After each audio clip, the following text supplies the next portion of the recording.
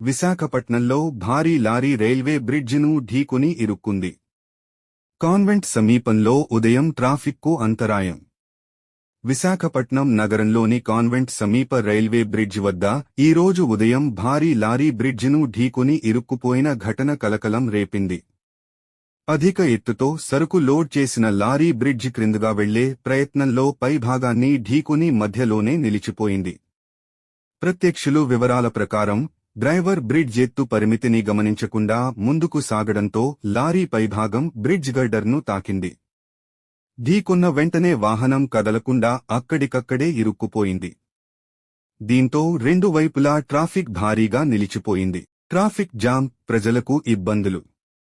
ఘటనతో ఉదయం ఆఫీస్ సమయాల్లో వాహనాల రాకపోకలకు తీవ్ర అంతరాయం ఏర్పడింది. సుమారు గంటసేపు వాహనాలు కిలోమీటర్ల మేర నిలిచిపోయాయి. ట్రాఫిక్ పోలీసులు సంఘటన స్థలానికి చేరుకుని ప్రత్యామ్నాయ మార్గాల వైపు వాహనాలను మళ్లించారు. రైళ్ల రాకపోకలకు ఎటువంటి ప్రభావం లేదు. సమాచారం అందుకున్న రైల్వే అధికారులు బ్రిడ్జిను పరిశీలించి ట్రాక్కు ఎటువంటి నష్టం జరగలేదని తెలిపారు. రైళ్ల రాకపోకలు సాధారణంగానే కొనసాగుతున్నట్లు వెల్లడించారు.